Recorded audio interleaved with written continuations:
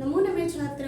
मैं संस्कृत अध्यापिका रीनू कुमारी आप सभी छात्रों का मेरे इस चैनल पर स्वागत करती हूँ। जैसा कि हमने हमारी पहली वीडियो में वर्ण परिचय पढ़ा था, वर्ण परिचय वर्ण का पूरा परिचय पढ़ा था, उसकी परिभाषा पढ़ी थी, भेद पढ़े थे। अब हम उसी वर्ण परिचय का दूसरा पार्ट पढ़ रहे हैं, व्यंजन, यानी वर्ण का दूसरा रूप। दो वर्ण के दो भेद होते हैं, एक तो स्वर और दूसरा व्यंजन। आज हम पढ़ेंगे व्यंजन। संस्कृत में व्यंजन को हल कहा जाता है। संस्कृत में व्यंजन को क्या कहा जाता है? हल। तो सबसे पहले हम जो पढ़ेंगे वो उनको देखेंगे। हलस्य परिभाषया, यानी व्यंजन को संस्कृत में क्या कहा जाता है? हल।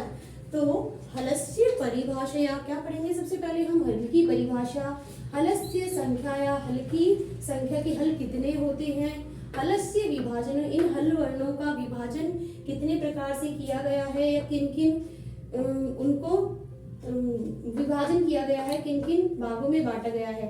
फिर उसके बाद पढ़ेंगे स्पर्श व्यंजनानि किसे कहते हैं, स्पर्श व्यंजन क्या होते हैं, अंत्यस्थ व्यंजनानि, अंत्यस्थ व्यंजन क्या होते हैं, ऊष्म व्यंजनानि, ऊष्म व्यंजन क्या होते हैं। और उसके बाद सबसे अंत में हम पढ़ेंगे संयुक्त व्यंजनानि और संयुक्त स्वर। ठीक है, तो आ जाइए हल की परिभाषा। अब हम क्या पढ़ रहे हैं? हल की परिभाषा। हल की परिभाषा मतलब हल किसे कहते हैं? तो येषां वर्णानाम् उच्चारणं स्वरेण साहाय्येन भवति ते व्यंजनानि कथ्यन्ते।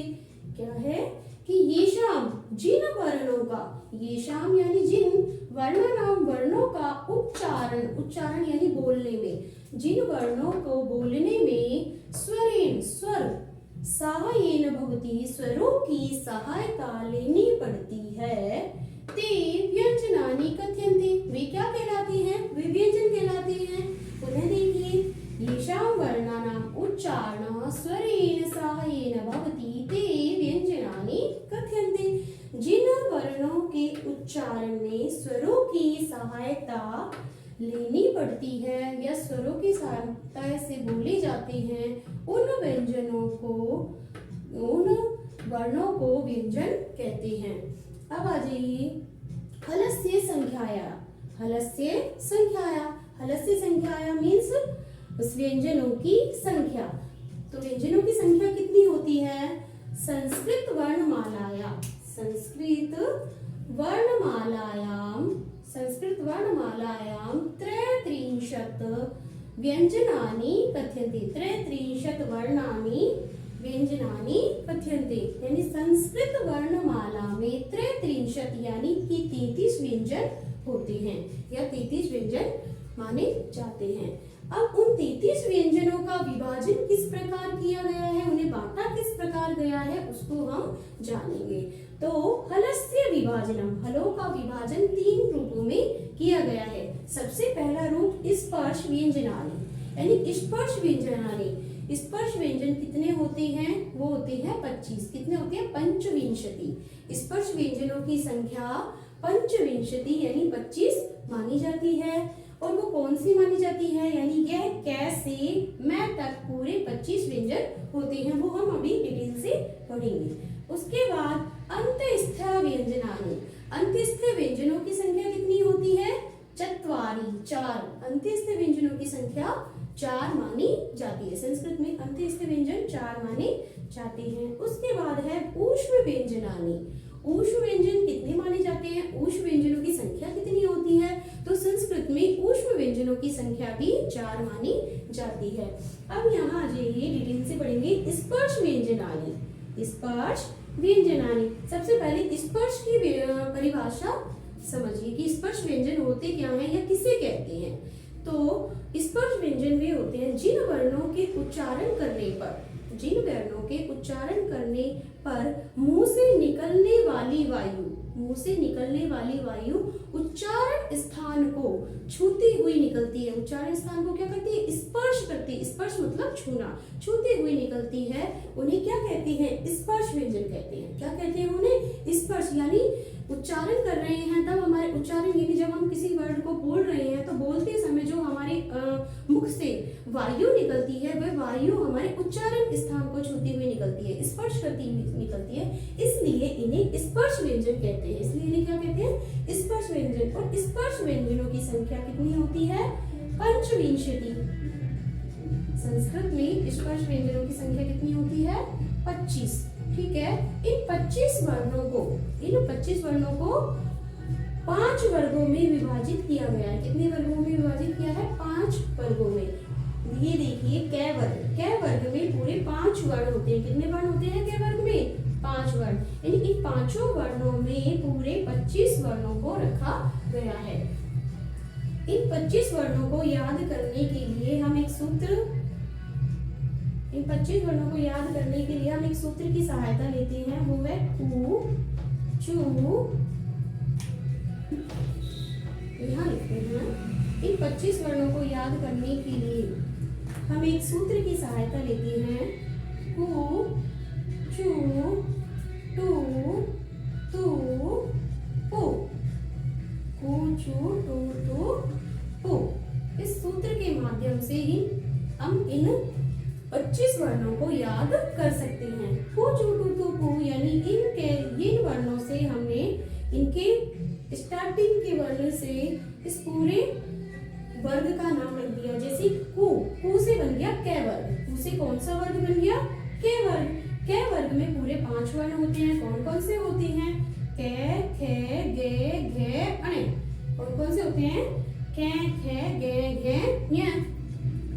दूसरा आ गया हमारे पास चू से हो गया हमारा चे वर्ग।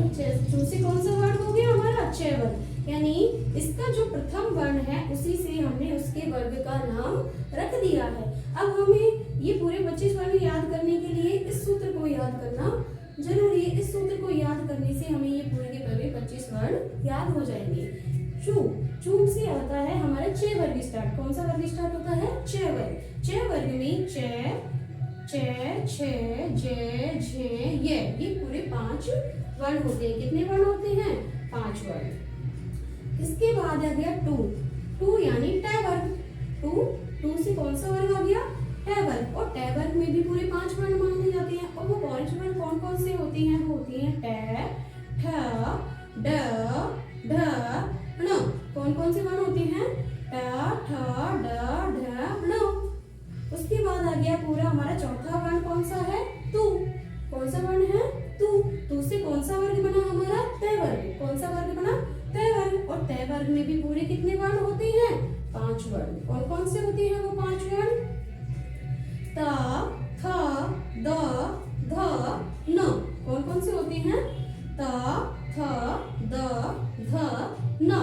ये पूरे 5 वर्ण हो गए हैं। अब हमारा लास्ट रह गया पू। पू से बन गया पै वर्ग। पू से कौन सा वर्ग बन गया? पै वर्ग। और पै वर्ग में भी वही 5 अक्षर 5 वर्ण समाहित हैं। कौन कौन से हैं वो 5 वर्ण हैं? पै, फ, ब, भ, म। कौन कौन से? पै, फ, ब, भ, म। ये 5 वर्ण। अब इन पूरे वर्णों को मिलाकर इनकी संख्या हो जाती है पंचविंशति। कितनी हो जाती है इनकी संख्या? पंचविंशति।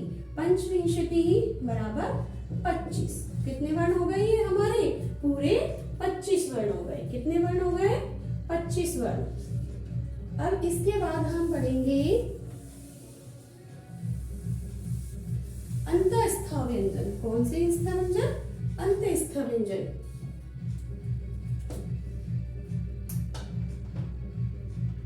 अंतःस्थ व्यंजनानि। अंतःस्थ व्यंजनानि। अंतःस्थ व्यंजनानि सबसे पहले समझे कि अंतःस्थ क्या है। अंतःस्थ वे वर्ण हैं। अंतःस्थ वर्ण स्वर और व्यंजनों के बीच के से ही वर्ण होते हैं। कैसे? स्वर और व्यंजन के बीच के से ही वर्ण होते हैं। इन वर्णों का जब उच्चारण होता है तब हमारी जो मुख से वायु निकलती है वह वायु अंदर ही समाहित हो जाती है। बाहर नहीं निकल कर क्या होता है? वायु अंदर ही समाहित हो जाती है। यानी वह अंदर समाहित होने का अंदर है कि जब हम इन वर्णों का उच्चारण करते हैं तब हमारी जीवा किसी भी उच्चारण स्थान को नहीं छूती है और वह अंतस्थ कहलाते हैं। वे वर्ण कौन से कहलाते हैं? अंतस्थ। जिन वर्णों का उच्चारण करने पर हमारी जीवा मुख के किसी भी उच्चारण स्थान को नहीं छूती है, वे वर्ण कौन से कहलाते हैं? अंतस्थ। यानी मुख से निकलने वाली वायु बाहर न निकलकर अंदर ही समाहित होती है, तो वे कौन से वर्ण कहलाते हैं? अंतस्थ व्यंजनानि। कौन से वर्ण कहलाते हैं? अंतस्थ व्यंजनानि। और इनकी संख्या चत्वारि, 4 मानी गई है। कितनी संख्या मानी गई है इनकी? 4। कितने वर्ण है ये? चत्वारि वर्ण। कौन कौन से हैं? य, र, ल, व। कौन कौन से वर्ण हैं? य, र, ल, व। एक बात और है, जो अंतस्थ व्यंजन होते हैं, जो कैसे लेकर व्यंजन है या व्यंजन जो भी होते हैं, वो सब क्या होते हैं? हलंत। क्या होते हैं? हलंत। क्योंकि जो व्यंजन वर्ण होते हैं वो हलंत यानी अधूरे व्यंजन होते हैं, और जब तक उन्होंने स्वर नहीं मिलाया जाता वे पूरे नहीं हो सकते हैं। यानी हम इसमें यह हमारा अधूरा है, लेकिन इसमें हमने ए स्वर जोड़ दिया तो यह हमारा पूरा स्वर बन जाता है, यानी पूरा वर्ण बन जाता है। व्यंजन कब पूरा होता है? जब उसमें हम स्वर मिलाते हैं। व्यंजनों को स्वरों की सहायता से बोला जाता है, यानी व्यंजन बिना अकेले नहीं बोले जा सकते जब तक कि उनमें स्वर न जुड़े, और जब उनमें स्वर को मिला दिया जाता है तब वह वर्ण पूरा माना जाता है। तो स्वर क्या है? हलंत वर्ण है। स्वर क्या होते हैं? हलंत वर्ण होते हैं। तो अंतस्थ वर्ण समझ में। अब इसके बाद आता है हमारा तीसरा ऊष्म वर्ण। कौन सा वर्ण आता है? ऊष्म व्यंजनानि। ऊष्म व्यंजनानि।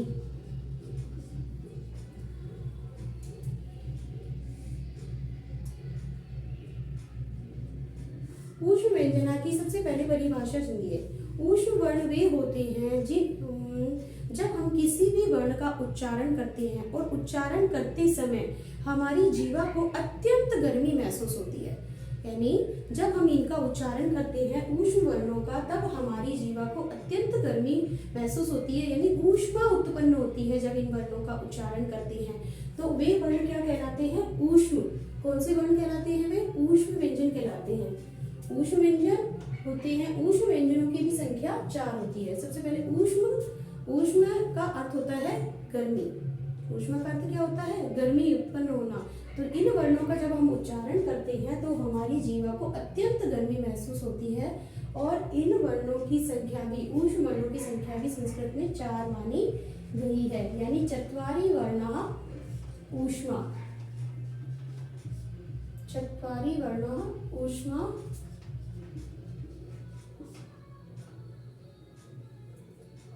कौन कौन से हैं वो? अब चत्वारि वर्ण ऊष्मा। श,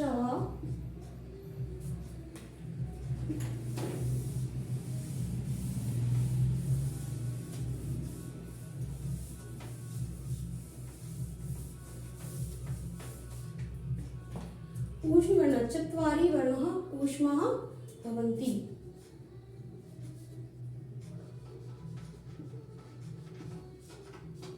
चत्वारि वर्णाः ऊष्मा भवन्ति। और वे चत्वारि वर्ण हैं, 4 वर्ण हैं। श, श, श, ह। श, श, श, ह। ये 4 वर्ण कौन से होते हैं? ऊष्म।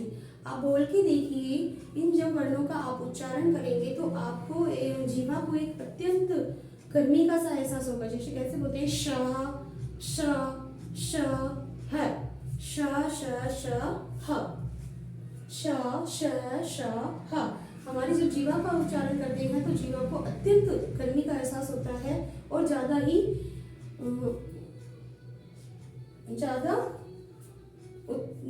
क्या लेना पड़ता है? आवाज ज्यादा ऊष्मा का विकास होता है, गर्मी का उत्पन्न होती है, ज्यादा गर्मी महसूस होती है हमारी जीवा को क्या होता है? ज्यादा अत्यंत गर्मी महसूस होती है जब हम इन वर्णों का उच्चारण करते हैं। तो ये 4 वर्ण कौन से हैं? ऊष्म व्यंजन कहलाते हैं। अब हम इन्हें पढ़ेंगे। इसके बाद हमारे संयुक्त स्वर, संयुक्त व्यंजन भी होते हैं। 4 क्या होते हैं हमारे? संयुक्त व्यंजन।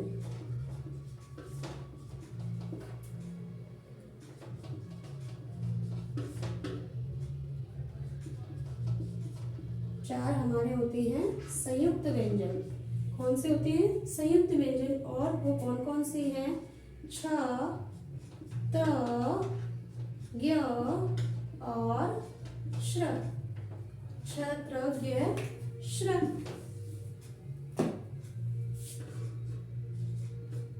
यानी ये चार जो व्यंजन होते हैं ये भी क्या होते हैं? संयुक्त व्यंजनानी कहलाती हैं। सबसे पहले सुनिए संयुक्त क्या है।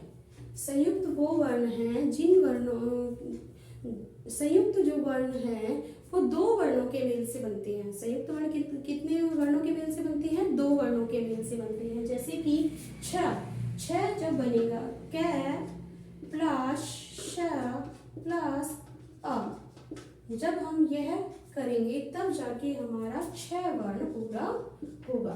तब क्या होगा? छह वर्ण हमारा पूरा होगा। यानी इसमें देखो दो वर्ण मिले हुए हैं, दो वर्णों के मेल से क्या होता है? छह वर्ण बनता है। छह वर्ण किसके मेल से बनता है? दो वर्णों के मेल से। छ, कै और श। कै और श को मिलाने पर कौन सा वर्ण बनता है? छ। उसी प्रकार त को त प्लस र, ता प्लस र करने पर बनता है हमारा त्र। ठीक है। ज्ञ, ज प्लस य करने पर, ज प्लस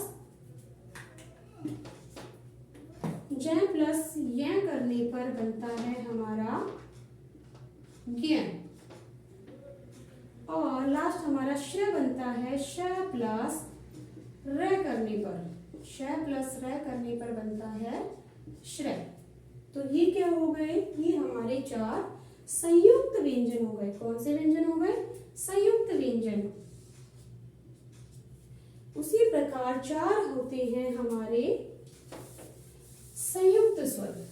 जिस प्रकार चार व्यंजन होते हैं उसी प्रकार चार संयुक्त स्वर भी होते हैं। और वो संयुक्त स्वर हैं संयुक्त स्वर, संयुक्त स्वर वर्ण, संयुक्त स्वर वर्ण। संयुक्त स्वर वर्णों की संख्या भी कितनी होती है? चार, चत्वार। देखिए कौन कौन से होते हैं? ए, आई, ओ, औ। ये भी चार वर्ण होते हैं। कौन से होते हैं? चार वर्ण। यानी ये भी संयुक्त स्वर, वही जिस प्रकार दो वर्णों के मेल से कौन से स्वर बनते हैं? दो वर्णों के मेल से जिस प्रकार संयुक्त व्यंजन बनते हैं उसी प्रकार दो वर्णों के मेल से संयुक्त स्वर बनते हैं। जैसे कि ए बनता है हमारा अ प्लस ई करने पर, अ प्लस ई करने पर क्या बनता है? ए। क्या बनता है? ए। जैसे कि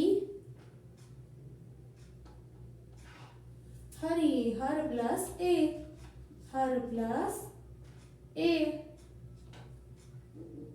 हर प्लस ई, हर प्लस ई बराबर क्या बनेगा? हर ये। क्या बनेगा? हर ये। उसी प्रकार ए बनेगा हमारा, उसी प्रकार क्या बनेगा? ए कैसे बनेगा?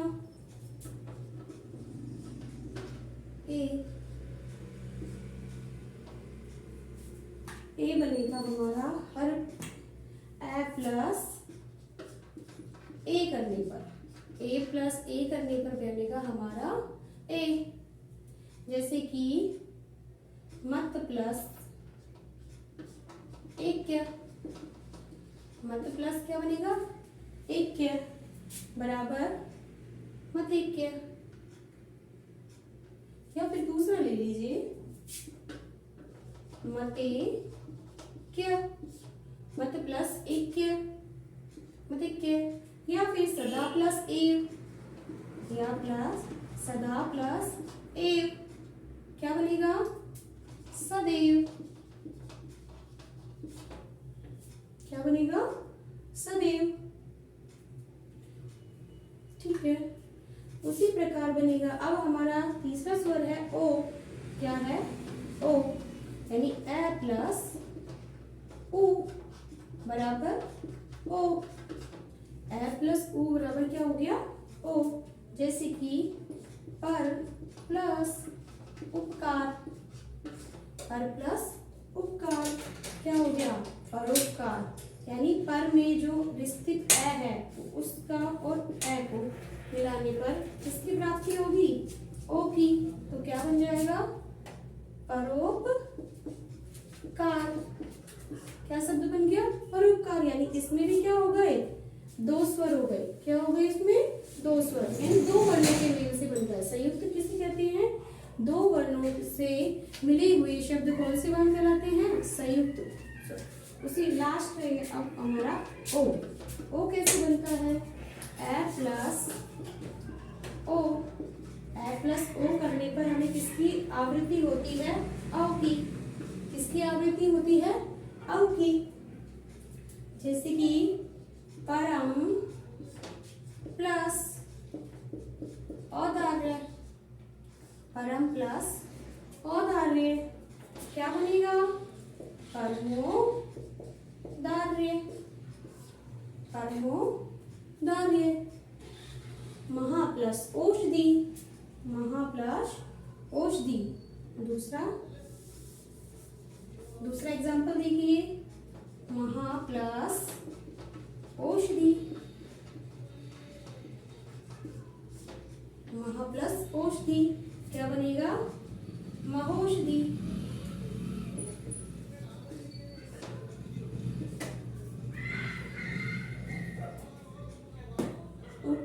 तो आज की इस वीडियो में हमने बच्चों क्या पढ़ा हलस्य परिभाषा। हल यानी व्यंजन, हल यानी व्यंजन।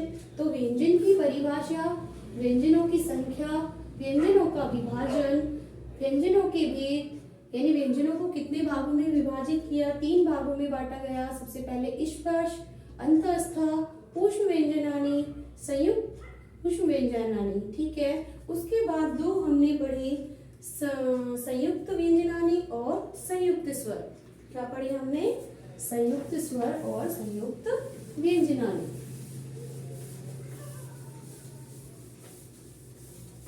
यानी स्पर्श व्यंजनानि, स्पर्श व्यंजना, स्पर्श व्यंजन,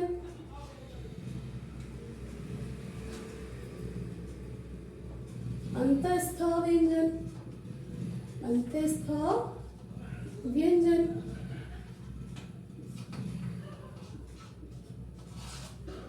ऊष्म व्यंजन, ऊष्म व्यंजन। सर्वे मिलित्वा, सर्वे मिलित्वा त्रत्रिंशत्, सर्वे मिलित्वा त्रत्रिंशत् व्यंजनानि सन्ति, व्यंजनानि सन्ति।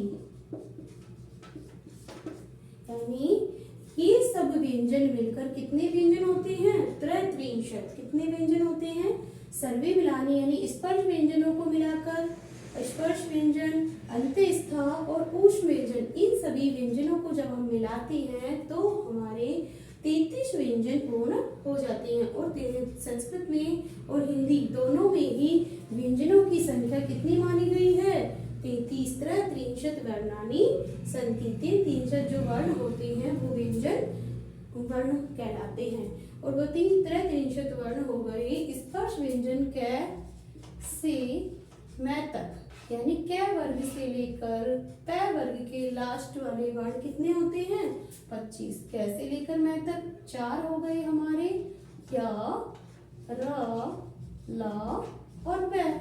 4 हो गए हमारे ऊष्म व्यंजन अंतस्थ व्यंजन और 4 हो गए हमारे ऊष्म व्यंजन। कौन कौन से श, श, स और ह। इन चारों को जी यानी कैसे लेकर मैं तक अंतस्थ 4 वर्ण हो गए, और 4 कैसे लेकर मैं तक पूरे 25 वर्ण हो गए।